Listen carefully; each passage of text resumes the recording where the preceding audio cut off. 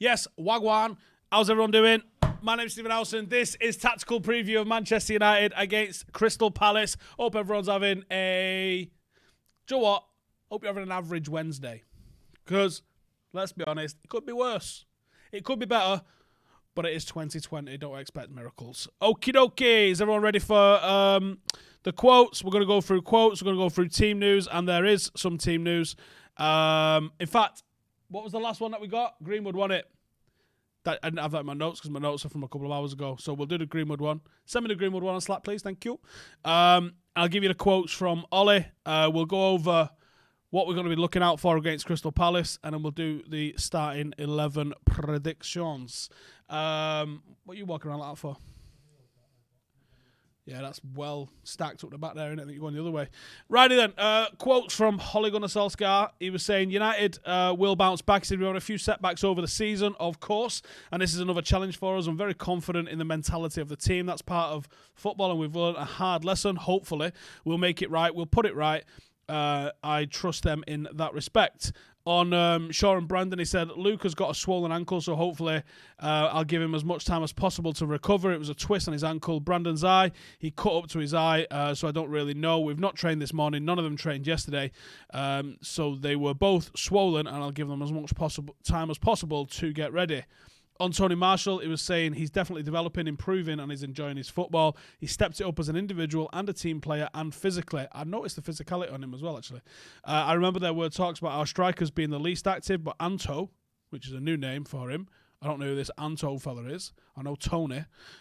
Is working hard for the team and pressing from the front, and he's a really quality finisher. No shit. We knew that one. So in terms of the team news then, with the FA Cup semi-final coming on Sunday, I do expect a slight rotation. This better not be 8 players rotated like we saw against Norwich, because that is mental. After going off injured, Shaw and Brandon Williams have not trained. I think they're both going to probably be okay. I think he probably starts Brandon because if it is just a cut, then he should be all right. If it's concussion, he shouldn't play. But if he's all right, it should be happy days. And I think an ankle... Having done my own ankles a few times, no, you need a bit more time on an ankle because it's such a complicated joint. So I would leave that one. Ayush in the comments says, any transfer news? This is a fucking tactical preview, my friend. Fuck off. So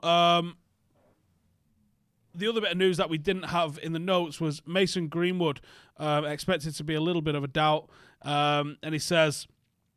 it could have been worse. In the heat of the moment, he'll play on adrenaline, gets you going, but then you get a little bit of a reaction. After a game, he said his ankles are a bit weak after many years of football, but Mason obviously carried on, and he should have been looked upon by the referee. Definitely. The injury situation, nope, that's not the one we was asking for. Where's the full... Give me the quote for Mason. Is it? Okay, so it sounds like Mason might be a doubt. I can't find the actual quote in that, but it does sound like Mason could be a doubt, which I think would mean that we have to change formation if he is going to do that. Past meetings then with Palace. Oh, before we get, let's talk about Palace. So Benteke will be missing because he got sent off following full time at Aston Villa last time out. Jordan Ayew is likely to move centrally, with Andros Townsend probably going to come in on the wing. Cahill, Tompkins and Schlupp are all sidelined, so they could be in the shit a little bit with that one, I think. United have won 11 of our past 14 meetings against Crystal Palace. We've drawn 2 and lost 1. No prizes for guessing when that one was. And United have won on their last 4 trips to Palace, with both teams scoring each game, and we haven't lost at Sellers Park since 1991. I hate these things. Head-to-head history, United have won 37, Palace 8, and we've drawn 11. Managerially, we've only met once. We've met twice, and they've won 1 apiece. Solskjaer won 3-1 at Palace last season, and Hodgson gave us our first defeat of the campaign this season in August.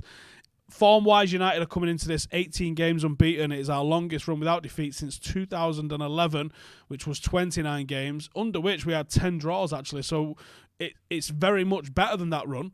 19 wins and 10 draws, obviously under Sir Alex Ferguson, when we were pretty good in 2011.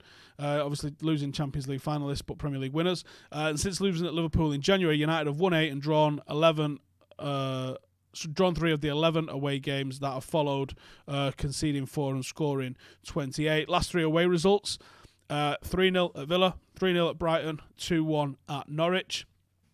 Palace have been horrendous after the lockdown. They've lost 5 games, scored just twice, and conceded 13. They failed to score in 4 of their 6 games since restart. So their last 3 results, 2-0 to Villa, 3-2 to Chelsea, 3-0 to Leicester.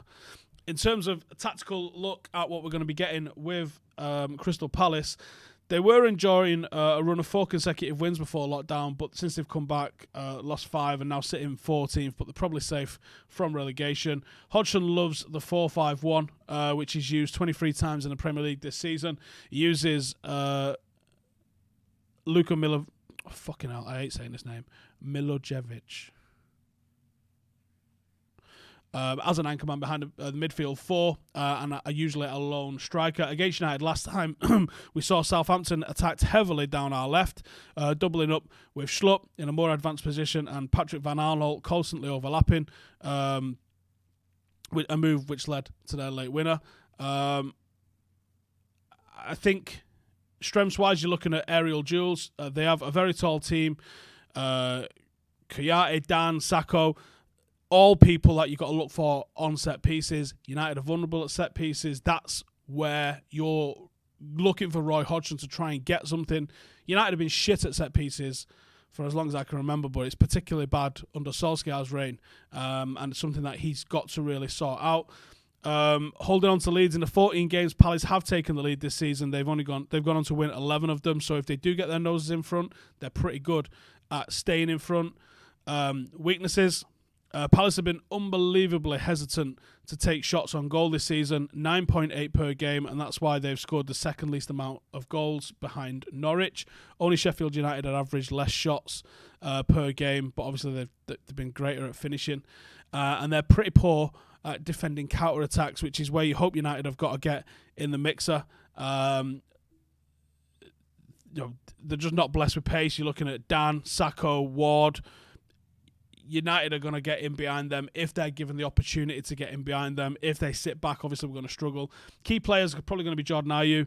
You'd expect someone like Will Zaha as star man, but I just don't think he's lived up to the billing. I don't think he's ever really lived up to the billing. 4 goals this season. That's normally what you get from him. Handful of goals, handful of assists. Not good enough. But Ayew's been involved in a third of Palace's goals this season with 9 goals and 1 assist, whilst mainly playing on the wing with Benteke suspended. He's probably going to be lining up down the middle.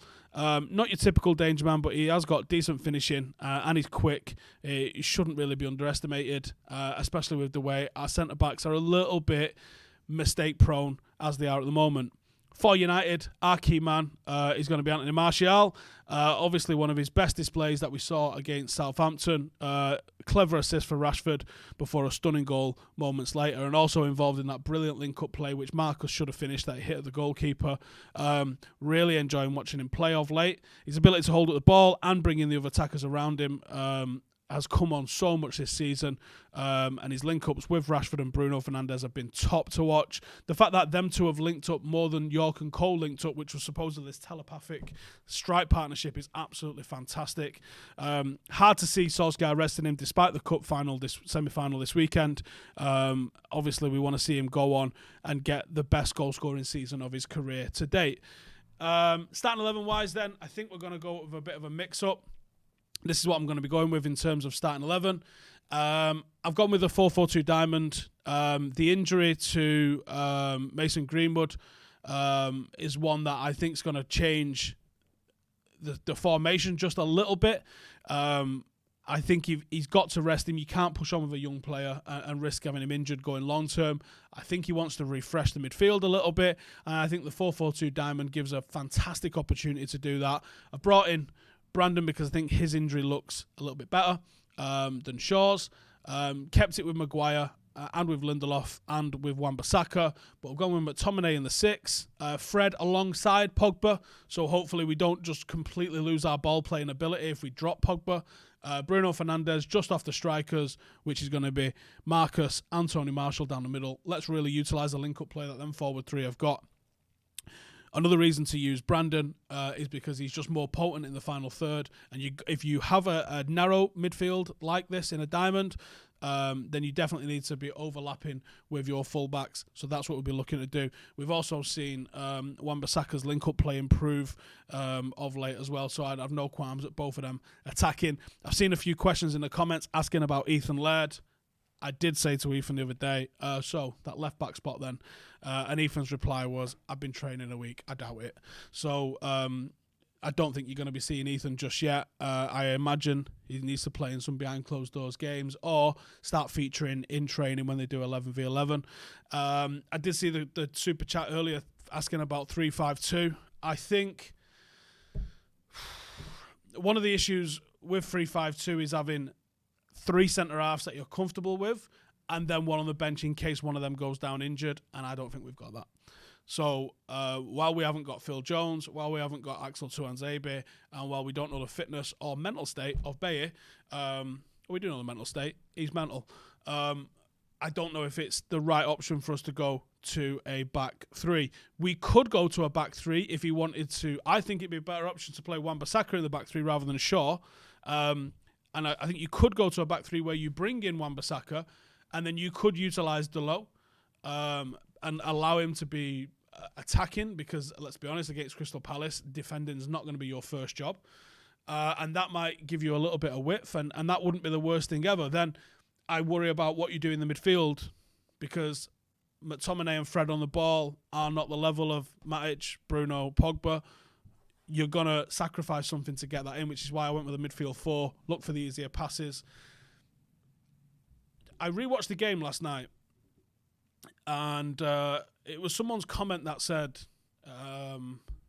obviously, I said, should Marshall have scored? Yes. Should Marcus have scored? Yes. There was all these little individual mistakes which led to the result that we ended up getting on Monday night. And someone said, one thing we do know, if we didn't start Martial, we wouldn't have won. And on the face of things, you go, okay, yeah, you got a goal, you got an assist, had a great performance. But actually, in hindsight, when I looked at the issues that United have, I actually do believe if you'd have started Ighalo in that particular game, United would have been a little better.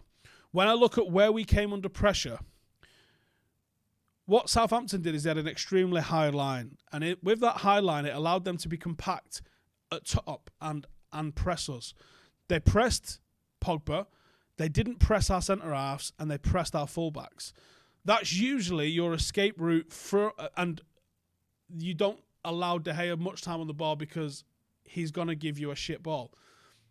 Your options, if you're De Gea and you're seeing your 3 outlets, your 6 and your 2 fullbacks, they're pressed. You can go to your centre-halves, but then they're covering the blocks. They're covering your options on the ball. So it comes back to the goalkeeper. And that's what Southampton did really well. They penned us in our third, and we couldn't progress it into the middle third of the pitch. One of the reasons for that is because we can't go long, and Southampton can gamble on the fact that we can't go long because we don't have any players that are able to hold the ball up. I actually think if you'd have been able to have Ighalo, and if you think about what he did at City, he wasn't collecting the ball in the final third. He was collecting it on the halfway line from the goalkeeper. Very direct. Held it. Stuck. Then he was bringing others into play. Then he was bombing on and getting in. What you lose in finishing and speed with Ighalo over Tony Marshall, you gain in the ability to hold it up, the strength to hold off a defender. It's just not in Tony Marshall's game to do that. It was the same reason that Fellaini played so many games for Manchester United under Jose Mourinho. Not for his footballing ability, not for how good he is creatively, not for any of those reasons, but for the fact that you can go direct to him and the motherfucker's got a basketball net on his chest for the ball. His chest was unbelievable, and that chest allowed him to bring the ball down and pass to someone who can play football. That's why Jose loved him. That's why he used him on a regular basis. And I actually think against teams that are going to press us high, because United don't have the option to be able to go long, we should bring in that option. And we should use Ighalo for that option. And that's what I wanted to see. And I think that was what the problem that we had against Southampton was. We had 60% in the first half. And then once we started taking Pogba off, that dropped down. And it dropped down again. McTominay came on, didn't complete a single fucking pass in 15 minutes. Now, I know McTominay's better than that, but it sort of illustrates my point that when we're getting pressed, there's no outlet. Dan James isn't an outlet. Dan James is a fucking puppy. He gets after it. That's what he does. He's never going to hold the ball up for you. He's never going to be able to protect a ball like that. That's why you have to have multiple different options that you can bring off the bench. Mason Greenwood's not a hold-up player, but when the ball comes to him, he's so good on the ball that he sticks with it a little bit. Fergal says, so we need to upgrade the long ball playing ability in centre-back and goalkeeper going forward. Not just long ball playing ability, just all-round distribution. If you look at what Liverpool do very well, Van Dijk's constantly pumping it into those channels. And he's pumping it in for Mane and he's pumping it in for Salah, and they're winning that, or they're winning the second ball up there. That's where the counter gegenpressing literally comes in. United don't really have that ability. We couldn't... One of the options that you can do, and what you'll see a lot is, if you can get the ball to the centre-half can knock it out of their feet and put a diagonal in or put one down the pipe, and you can get onto it with a big forward. You can't do that with Tony Marshall. You can't do that with Mason. You can't do that with Marcus Rashford, because those three players don't really hold the ball up. What those three players are going to do is they're going to absolutely kill you with interplay, and they're going to absolutely fucking destroy you on the counter-attack. But that's why you have to have the right tools for the right job. You'll think a hammer is a shit job if you're trying to screw a plug in. But if you're trying to screw a plug in, the screwdriver's the fucking one, which is shit if you're trying to saw something. Do you know what I'm saying? The right tools for the right job. And I just thought, in hindsight, because obviously I watched the game during the watch-along, it's hard to take track of everything. Normally, a day after, I watch the game with a fucking pair of headphones on and shout at the missus if she tries to talk to me.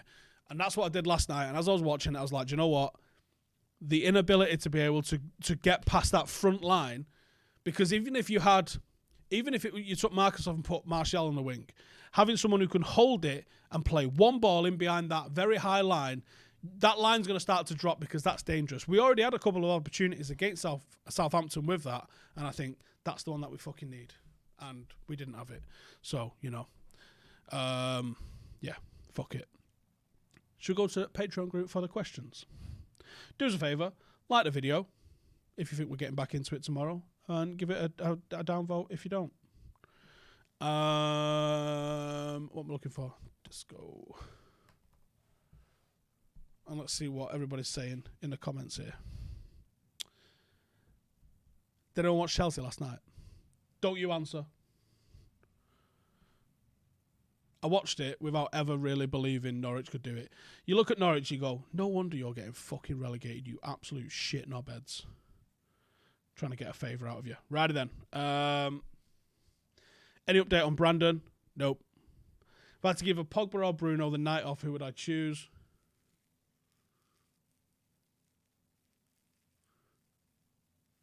Ooh.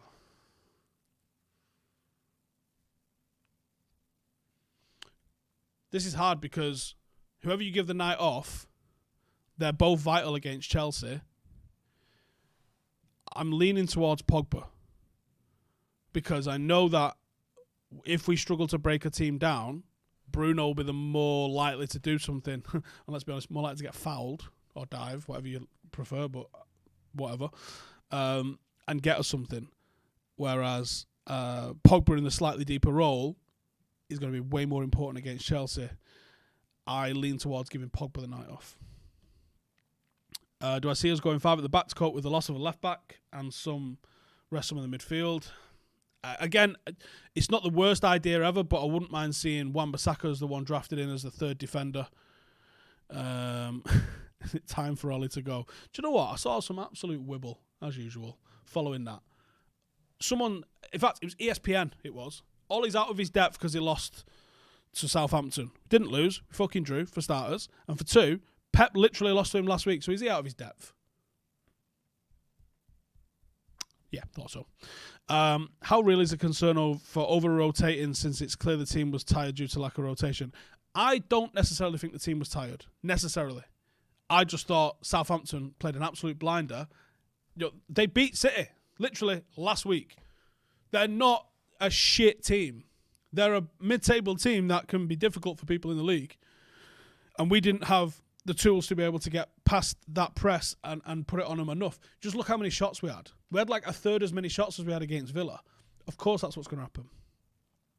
How confident are we can get third?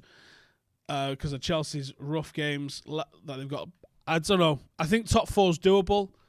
I worry for that game against Leicester. You're like, can they be that bad? I know there was dog shit against Bournemouth, but I do worry. That game almost suits us, but fucking hell. It's just, it's not that confidence out of us, hasn't it? We went into the game confident, yeah, we're fucking having it, and then one draw, not even a loss, puts us back on square one, and everyone's like, oh, we need to build confidence back up again. Is it worrying that Southampton found an easy way to stifle us by packing the midfield and limiting the passing lanes, and how other teams might simply do the same? Southampton, since they got smacked up 9-0, have been weirdly really good and really effective against certain teams. And I think if more teams could do that, then they would do that. It's like the same old thing when people are like, oh, Ollie just plays on the counter. Well, so? Why don't other people play on the counter? Winning's winning. I wonder if Southampton just don't have the tools when a team parks the bus against them.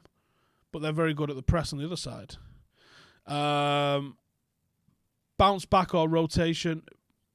How do we bounce back? Is it rotation or 3-0 FC? I think it'll be slight rotation. But we've got to be beating Palace, haven't we? Is it a concern how bad we look when pressed hard? Should our players on the pitch be instructing what to do when it happens? Are you going long instead of out the back? Yeah, I think they've been together long enough now to have a plan B for what happens when that happens. I guess we'll find out, won't we? But yeah, you would hope some leadership on the pitch as well to be like, no, this isn't working. The most telling thing for me was how often we got Matic, Pogba, or Bruno on the ball. Not enough. Not enough by half is what we got. Palace have failed to score in the first half of 26 of their, 35 Premier League games this season. More than any other side. If we keep it tight in the second half, we're sorted, right? No, because football's too unpredictable. Oh, are they going to score first? Fuck's sake. I reckon Waller go 5 at the back to cover if Delof is not played since that FA Cup game. I don't know. I don't think so. Who's more innocent, Manchester City or OJ? Well, OJ, because he got away with it. Manchester City coming out like, yes, we won. They literally said you broke the rules, and you literally got fined. How are you claiming that this is some exoneration? If you're exonerated, you don't pay a £10 million fine, do you? Fuck's sake. While earlier in the season it was beating a low block, do I think beating a high press is our main problem now? Or is it more a personnel issue or a training tactics issue? I think some of it can be rectified with training, but if you've got the right personnel on there, like literally a game changer against Southampton could have been Fellaini. As mad as that sounds. And I don't want to see him in a United shirt as much as anybody else does. But that sort of personnel that can come in and do that very specific job, special teams, there you go. Any news on Luke Shaw's ankle? Only what we said earlier.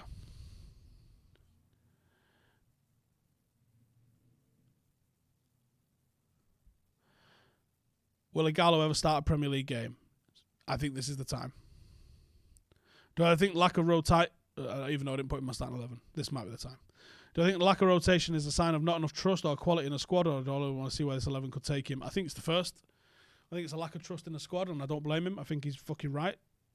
Because when he's given them the opportunity, like against Norwich, that we absolutely shit the bed. Yeah. Likelihood that Ollie rolls front three and midfield three till the end of the season. You can't with Matic. You might be able to get through to the FA Cup final should we make it. You might be able to get through to that because it's basically tomorrow, Sunday, Wednesday, and then is it the following Sunday? Yes, the following Sunday is Leicester. And then the FA Cup, you've got a week to it. You could for that, and then it's only 5 days in consecutive days should you go through in the Europa League. I think you could, I think you absolutely could. People are saying this is the worst standard of Premier League ever, citing the worst teams getting less points and the top teams still losing to them, but surely there's better coaching and analytics than ever, and these people just talking shit. What's your view? Relative to what? Yeah, I think the standard of Premiers... okay, I just had a text off the wife saying there's a bird stuck in our chimney. I don't know what I'm supposed to do that in the middle of a preview. Anyone know? Let me know in the comments. What am I supposed to do with a bird stuck in my chimney? Do I put the fire on? Does that help it get out? Yeah. What am I supposed to do with that information? Fucking hell. All right. I think the standard of the Premier League has slipped, but the problem is that the top teams are still doing well in Europe. It's the bottom half of the league's wank. And the bottom half still takes points off the top, yeah, but it always has done. It does it less now than it ever has done in the past, though. It used to be way more a competitive league. Like Ferguson used to say, you can lose 6 and still win the league. Good fucking luck doing that nowadays. I'll ask my question from last week slightly differently. If we make Europa League final, am I worried about us only having 3-week pre-season? Scousers would have 7. That's why I wondered if reserve team may play a large part. Feels like next season could be a much stronger season if we get Sancho and another player. But maybe we'd fade at the end with such a short turnaround. There's no break for the players. Sometimes I think even just giving them a break. When we had Tony Strudwick down in here, he was obviously Fergie's strength and conditioning coach towards the back end of his career at United. Tony used to say, Fergie said, get them ready to start the season, not finish the season. And then they would do mid-season pre-seasons. I guess that's just a mid-season, isn't it? But they would do training camps in the mid-season, which would finish them off for the rest of the season. I know it's Mike Clegg that's in there now, and a couple of other guys, and I know the protocols that them lads use. I would hope that we're doing the right thing that's going to just get us ready to start, and then we'll work on it. You don't have to be ready to do a 50-game season by the 8th of August. No, you still work on your fitness throughout the season. It is what it is. At the end of the day, you want to win everything. So fuck it. Go win everything. But I do think you'll see some of the youngsters involved in Europa more than in the league for some reason. Pogba looked poor for the first time since restart. Do I think we should be rested and Fred brought in? No, I just think Southampton did a really good job on him. He'll probably be fantastic tomorrow night. How capable is Laird playing left back? Fucking perfectly capable. Perfectly capable. Laird played left back at under 16s. I've said a few times. Scored 22 goals from left back. Fucking ridiculous left back. He's very good going forward. Loves to step over the same way Mason does. Well powerful, but also a natural defender. More so than... He's better in the final third than Brandon. A lot better in the final third than Brandon. Brandon's a bit more tenacious. He's a bit more of a refined, sort of in control kind of feel about Ethan. Brandon's obviously a walking yellow card, and sometimes the tempo and energy he brings can be worth more than his ability can bring. But Ethan's destined for the top if he can sort his fucking injuries out. Yeah. Does Anderson have a place in this squad? No. My faith in Delo defensively is as small as the IQ of people who say Jordan Henderson is better than Carrick. Delo is not good defensively. How strong do I think this team is mentally? Even after last season when Chelsea dropped points, we couldn't capitalise. Same story this season. I don't know that it's a mental thing. But yeah, I think we can always make the case that we need more leaders. Am I surprised at the lack of muscle injuries incurred by players since the resumption of games, seen as though it was a concern before? I am actually, yeah. I think Bundesliga saw was at a 200% increase, something like that, or a 400% increase. Considering United are well bad for that, we haven't really seen that, have we? So, with what happened with Luke Shaw, we had a head injury and a twisted ankle. Neither of those muscle injuries sound, I guess. So I think Southampton result could be a blessing in disguise, as it could be work as a G check. To make sure we have the correct mentality to get results from the next couple of games. Maybe it's a nice little scare and you focus a little bit harder for the remaining ones. That could be the case, I guess. I guess we're going to see. 22 at left back. 22 goals from left back. Correct, yeah. And it's not a 38-game season at under 16s either. I'm not sure how many games they play, but 22 goals is a hell of a lot of goals. Yeah. Harrop went to Preston after he scored that worldie. Yep. I'm not sure what that's in relation to, but yep, you did. Steve, have a look at Leicester's remaining games. Don't see them winning any of them. I'm confident that we win ours. Top 4 is ours. It's not yet. It's not ours until it's ours. Will we see Laird play on Thursday? I doubt it, but it'll be interesting to see if he makes the bench, won't it? If Shaw's ankle's not 100%, I wouldn't risk it. I absolutely wouldn't risk it. Felt deflated after the other night. Hope the squad isn't feeling that way. Generally feels like we lost. It really does. A last-minute goal. Fucking minging, isn't it? Steer can assure you that the current strength and conditioning team are exponentially than the ones under Fergie. Okay. Worst player at United right now? Chris Smalling count? Even though he's had a good season in Italy? I think from a pure technical point of view. Stephen, this will show the character of the team compared to the others post-Fergie pressure. Yeah, you've got to enjoy it, haven't you, almost? Like, this is what we fucking live for. We live for the games that mean the most. Shit, just playing a game to finish mid-table that don't mean anything. You can't get up for these games. You can't get excited for these games. You ain't a fan. You ain't a fucking player. Because this is what it's all about. Here's something I'll tell you that we don't all want to hear. The PSG thing about Marcus, it's not bullshit. But it's them interested in him rather than him interested in the move.